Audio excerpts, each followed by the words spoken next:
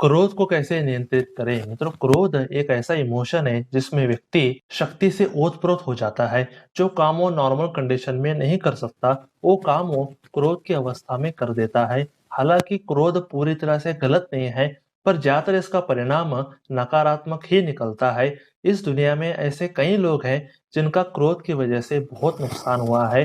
कई लोगों के परिवार और करियर बर्बाद हुए हैं क्रोध की वजह से। आज हम क्रोध को नियंत्रण में लाने का कुछ उपायों के बारे में बात करेंगे। मित्रों, धर्म की रक्षा के लिए क्रोध करना अच्छी बात है, पर आज के मॉडर्न एज में सभी अधर्मी हैं और सभी गलत काम के लिए क्रोध करते हैं। इसलिए क्रोध का नाम खराब हो गया है।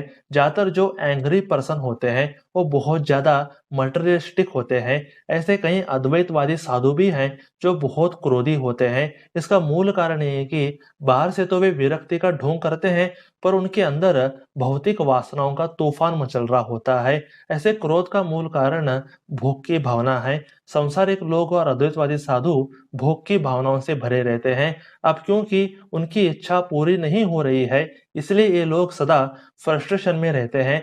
जैसे ही कोई प्रोवोकिंग सिचुएशन आती है, ये लोग तब शेर की तरह टूट पड़ते हैं। हर आत्मा इस प्रकृति का भोग करना चाहता है, पर आत्मा का स्वभाव भोग करना नहीं है। आत्मा का स्वभाव सेवा करना है। अब क्योंकि आत्मा अपना स्वभाव छोड़कर भोग में लगी है, इसलिए उसे निराशा, एंजाइटी, फ्रस्ट्रेशन, दुख आदि मिलते हैं। आत्मा का जीवन बिल्कुल उस मछली की तरह है जो पेड़ पर चढ़ने का प्रयास कर रही है। व्यक्ति जब भोगों के पीछे पागल रहता है, तो उसके अंदर अनलिमिटेड इच्छाएं होती हैं, और अब क्योंकि इच्छा पूरी नहीं हो रही, तो वो क्रोध में आ जाता है और हर किसी को ईर्ष्या और द्वेष की नजरों से देखता है। ऐसे व्यक्ति का अस्तित्व विकृत हो जाता है और ऐसे व्यक्ति का जीवन नरकमय हो जाता है। इसलिए आज हम देखते हैं कि आज के लोगों के पास थोड़ी सी भी इंसानियत और बुद्धि नहीं है। आज के लोग इंसानी रूप में राक्षस हैं। ऐसे भोग की भावना व्यक्ति को राक्षस बना देती है। अब क्योंकि लोग राक्षस हैं, इसलिए कोई भी किसी के साथ खुश नहीं है।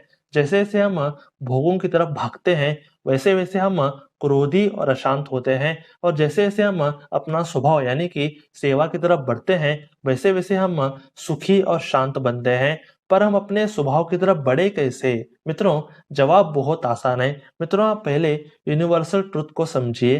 गीता में कहा गया है कि हमें शरीर नहीं बल्कि आत्मा है। आत्मा का स्वभाव भगवान की सेवा है। आत्मा भोग करने के लिए बनी ही नहीं है।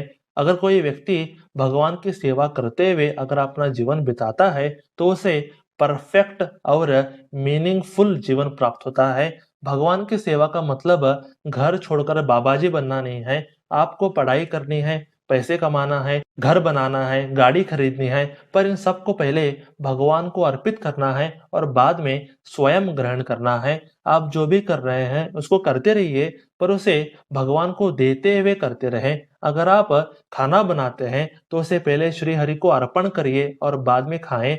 ऐसे आप अपने जीवन को गॉड कॉन्शियस बना सकते हैं। और इसके साथ साथ रोज चैंटिंग करिए। चैंटिंग करने से विचार कम होते हैं और मन शांत रहता है।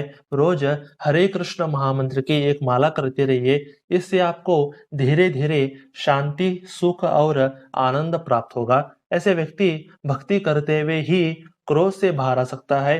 भक्ति करते हुए जीवन जीने से पाप, कर्म, विकार, मिथ्या अहंकार आदि नष्ट होते हैं और शांति, सुख, आनंद, तृप्ति आदि प्राप्त होते हैं। इसलिए आप अपने जीवन को कृष्णा कॉन्शियस बनाइए।